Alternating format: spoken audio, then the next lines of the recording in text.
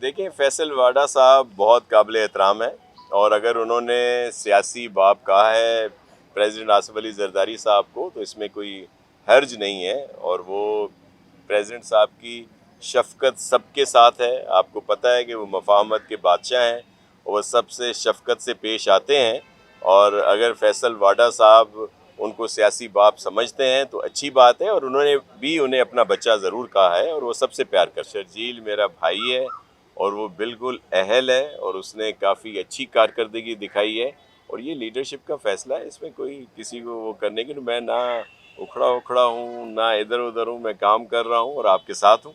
ये फ़ैसला जो है ये पीपल्स पार्टी का क़यादत का फ़ैसला है और इंशाअल्लाह हमारी तरफ से जो हमारे कैंडिडेट हैं वो यूसुफ रज़ा गिलानी साहब हैं और मैं बहुत पुरुमीद हूँ और दुआगो भी हूँ कि वो ही चेयरमैन सेनेट इंशाल्लाह बने। एक ये है कि वो घर जहाँ पे बिल्कुल भी लाइट इस वक्त नहीं है, क्योंकि सिंध में आपको पता है सहरा भी है, कच्चे के इलाके भी हैं, कोहिस्तानी इलाका भी है, तो वहाँ पे भी इस तरह के कोई 5 लाख के करीब घर हैं।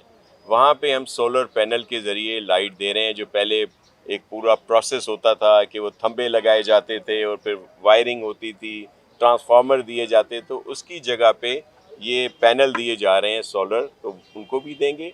दूसरा, जो 300 यूनिट तक जो बिजली इस्तेमाल करते हैं, जो चेयरमैन साहब ने कहा है, और अगर चेयरमैन साहब प्राइम मिनिस्टर होते, हमें मैंडेट मिलता, सिंपल मेजॉरिटी मिलती, तो पूरे पाकिस्तान में इस तरह 300 यूनिट तक के लोगों को बिजली मुफ्त मिलती।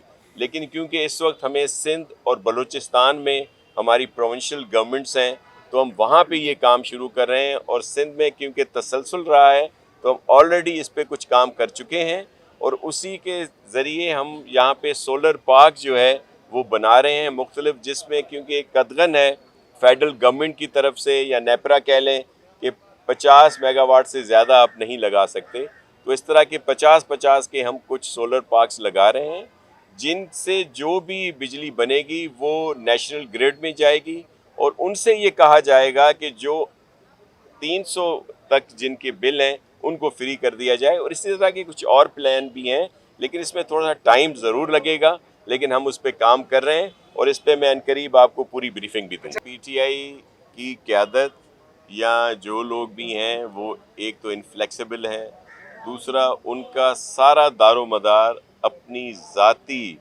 तरजीहात पे है। अगर खान साहब प्राइम मिनिस्टर रहते तो सब ठीक था, नहीं रहे तो असेंबलियाँ तोड़ने की कोशिश की, बाद में अच्छी भली 2 प्रोविंशियल असेंबलियाँ चल रही थीं, उनको तहलील किया, और फिर जब गिरफ्तारी की बात आई तो लोगों को कहा कि जेल भरो तहरीक, और ख़ुद को के लिए कहा कि मुझे जेल से बचाओ तहरीक उन्होंने शुरू की।